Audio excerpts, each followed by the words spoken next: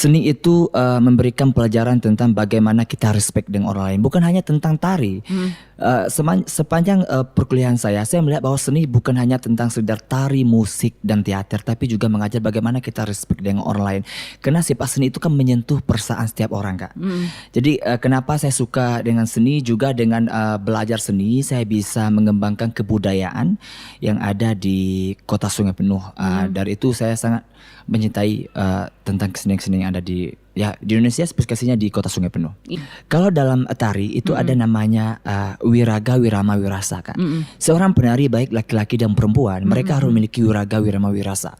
Kalau tidak memiliki 3 hal itu, maka mereka tidak bisa menyampaikan tarian secara bagus. Sesuai dengan pengertiannya bahwa tari adalah ungkapan ekspresi jiwa manusia. Jadi kalau orang beranggapan menari itu gerakannya begini bagus-bagus, tidak. Menari adalah ungkapan ekspresi jiwa manusia. Bagaimana seorang penari itu bisa menyampaikan isi dari tari itu sendiri. Jadi seorang penari kalau tidak memiliki 3 poin tadi, mereka tidak bisa dikatakan sebagai penari. Jadi wiraga itu adalah bagaimana raga kita menyampaikan isi tari. Wirasa itu bagaimana kita merasakan alur-alur dari tari itu. Saya lebih suka tradisional, tari tradisional. Kenapa, Kak? Karena bagi saya tari tradisional itu adalah salah satu cara saya untuk mempromosi budaya kita. Seperti kita tahu di Kota Sungai Penuh ini banyak sekali beragam tari tradisional. Salah satunya adalah tari ranggo tadi. Saya melihat bahwa tari ranggo ini punya potensi dikembangkan secara luas. Kenapa, Kak? Saya katakan bahwa di Sungai Penuh ini banyak orang menolak tentang pembaharuan. Iya, benar. Iya.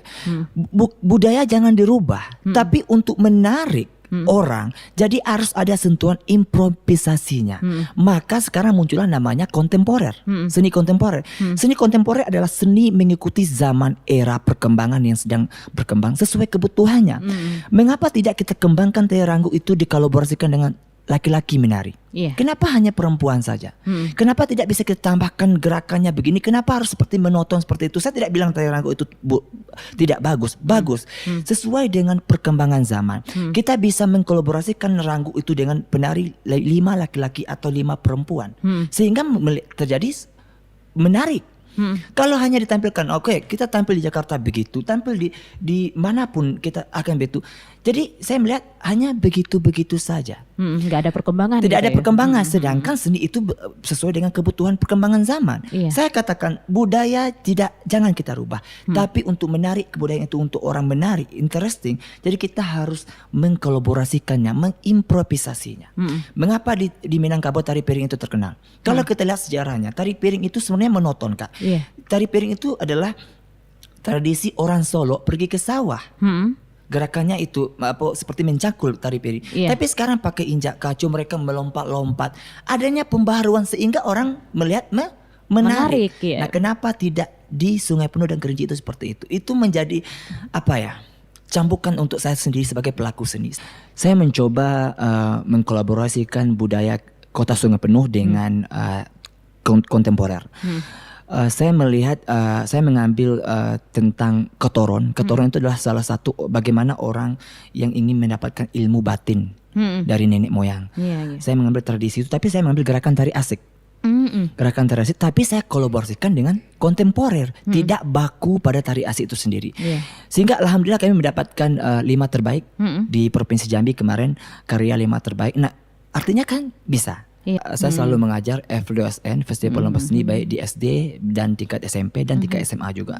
Saya selalu mencoba untuk merubah pola pandang masyarakat Kota Sungai Penuh Kerinci bahwa kenapa Kerinci dan Sungai Penuh tidak pernah mendapatkan, saya katakan, juara di FLOSN. Karena mereka kurangnya mau pembaharuan.